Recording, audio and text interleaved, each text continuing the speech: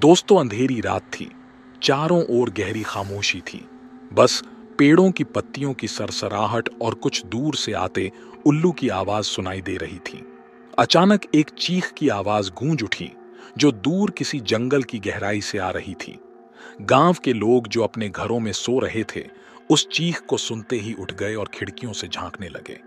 ये चीख किसी इंसान की नहीं थी। ये आवाज कुछ ऐसी थी जैसे किसी आत्मा की चीख हो, जो अपने बदले की आग में जल रही हो। इस आवाज को सुनकर गांव के बुजुर्गों के चेहरे पर खौफ के साए तैरने लगे। वो जानते थे कि ये वही लाल पिशाच की आवाज है, जो कई सालों पहले मारा गया था। लेकिन क्या वो सच में मारा गया था? गांव के किनारे एक पुराना खंडहर था, जिसे अब तक किसी ने नहीं छुआ था। लोग कहते थे कि वहां एक लाल पिशाच की आत्मा भटकती है, जो अपने खून का बदला लेने की ताक में है। ये पिशाच लाल आंखों और बड़े बड़े नुकीले दांतों के साथ एक बुरी आत्मा की तरह जंगल के अंधेरे में भटकता रहता था।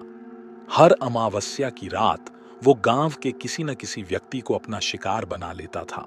गांव के सरपंच ने कई बार कोशिश की थी कि लोग उस खंडहर के पास न जाएं, परंतु इसी गांव में एक नव युवक था, जिसका नाम अर्जुन था। अर्जुन किसी भी चीज से नहीं डरता था और हमेशा खतरों को चुनौती देता था।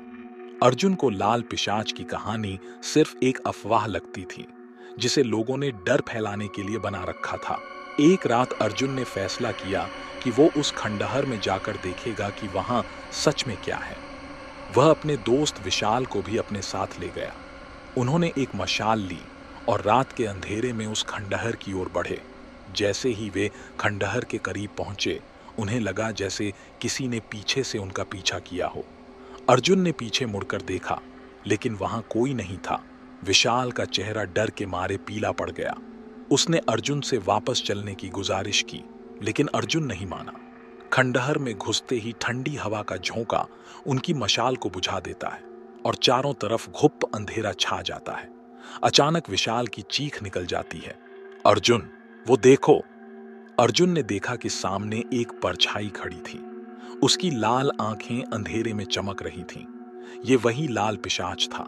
अर्जुन और विशाल की सांसें थम गईं। वे कुछ समझ पाते उससे पहले ही पिशाच ने अपनी भयानक हंसी शुरू कर दी।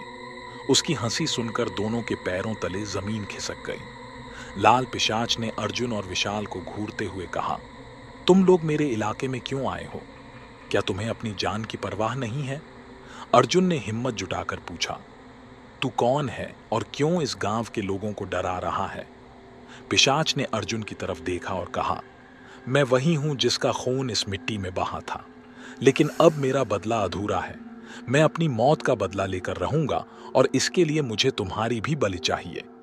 अर्जुन और विशाल अब बहुत डर चुके थे, लेकिन अर्जुन ने फिर भी कोशिश की और पिशाच से उसकी कहानी पूछी। लाल पिशाच ने बताया कि वो कई साल पहले इसी गांव का एक साधारण इंसान था।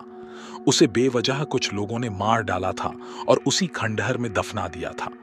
उसकी आत्मा बदले की आग में जल रही थी। पिशाच ने अर्जुन को चेतावनी दी कि अगर उसने उसका बदला पूरा करने में मदद नहीं की, तो वह अर्जुन और उसके परिवार को बर्बाद कर देगा।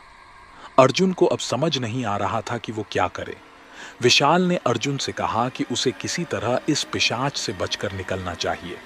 अर्जुन ने पिशाच से कहा कि वह उसकी मदद करेगा। पिशाच ने एक रहस्यमयी किताब अर्जुन को सौंपी और कहा, इस किताब में मेरा बदला कैसे लिया जाएगा, इसका पूरा विवरण है। लेकिन ध्यान रखना, यह एक खेल है और तुम्हें हर कदम पर मौत का सामना करना पड़ेगा। अर्जुन ने किताब को हाथ में लिया और पिशाच की तरफ देखा।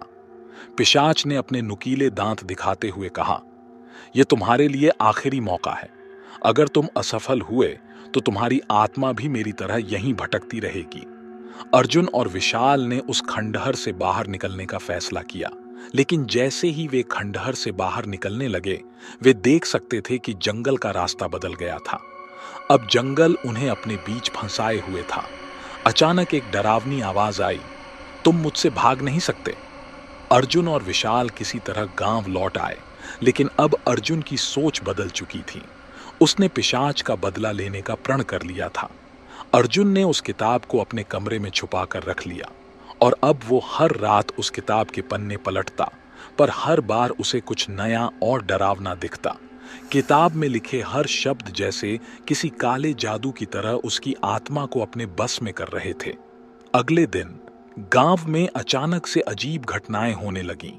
लोगों के चेहरों पर अजीब निशान दिखने लगे और रात को चीखें फिर से सुनाई देने लगीं। अर्जुन को लगता है कि वो अब इस पिशाच के चंगुल में फंस चुका है, परंतु उस किताब का आखिरी पन्ना अभी तक उसने नहीं पढ़ा था। आखिरकार अर्जुन ने आखिरी पन्ना पढ़ने का निश्चय किया, पर जैसे ही उसने पन्ना पलटा, अचानक उसका चेहरा पीला पड़ गया। पन्ने पर एक लाल रंग की उंगलियों के निशान थे और उसमें लिखा था, अब तुम मेरे अगले शिकार हो अर्जुन।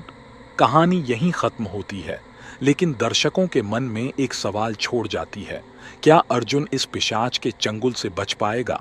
कौन होगा अगला शिकार? और क्या अर्जुन इस रहस्य को सुलझा पाएगा? देखिए अगला पार्ट, जो बहुत ही